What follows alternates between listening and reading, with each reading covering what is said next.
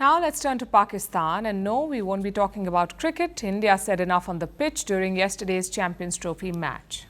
So instead, we are going to focus on Pakistan's Prime Minister, formerly known as Shehbaz Sharif.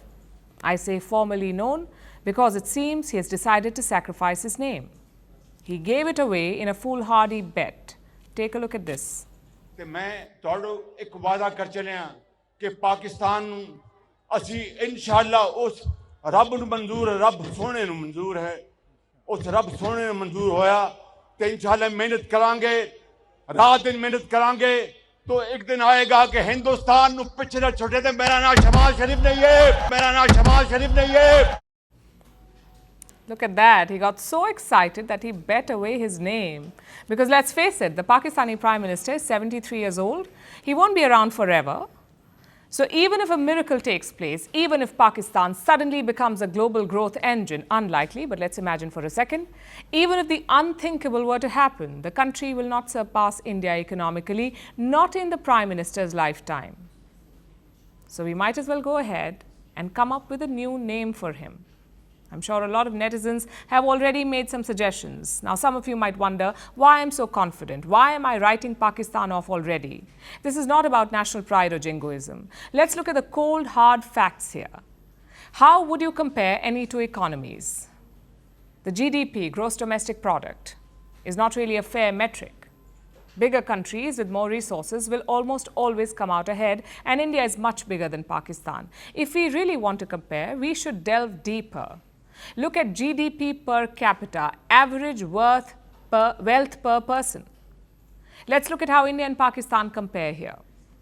If we look at data going back to the 1960s, you can see that India and Pakistan were initially neck and neck. Both started off extremely poor and both grew slowly. In fact, there were times in the past that the average Pakistani citizen was richer than the average Indian. That's unthinkable today, but it did happen. But the switch flipped in the 2000s, around 2005, right in the middle of Pervez Musharraf's autocratic reign. India was attracting global investments, the IT sector was booming, and the country was seeing almost double-digit growth. Pakistan's growth stalled, though. The Musharraf regime was focused on promoting terrorism instead of progress, and Pakistan fell behind, and the gulf has been widening since. Let's look at the present GDP per capita in India in 2024.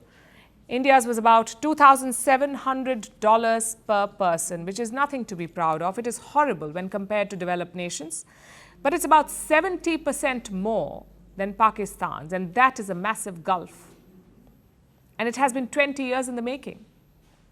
Pakistan would need a miracle to reverse this.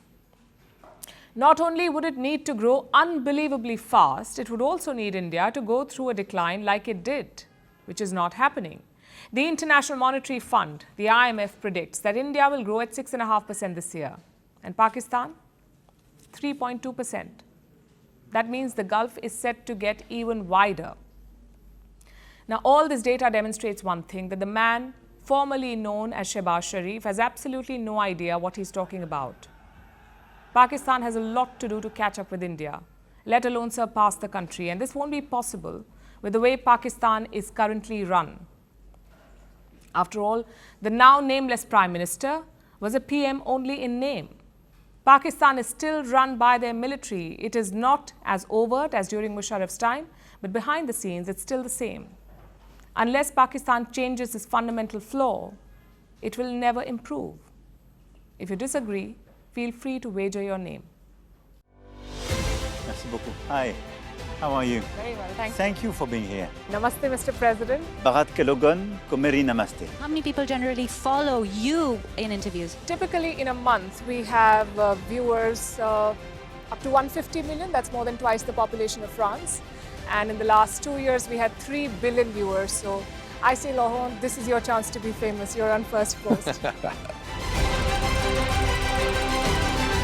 One word to describe your equation with Prime Minister Modi. Amitié. As India and France work together, are you creating a new era of non-alignment in the technology space? India is a training superpower. 1 million engineers a year, more than all of Europe and the US combined. So we have that partnership. we have a partnership on the environment and the economy. We also have civilian nuclear programs, and that is something we've developed far beyond the France-India relationship. So we want to work together on AI. And then comes China with its DeepSeek, creating models at a fraction of the cost. Did that innovation take you by surprise? Did that breakthrough make you sit up and think, what did the Chinese do and how? But what did DeepSeek do? They took everything that was already available from the last AI model, and then they recalibrated it. So are you going to ban Chinese AI in France? So we don't have this American approach of banning tech because of where it comes from.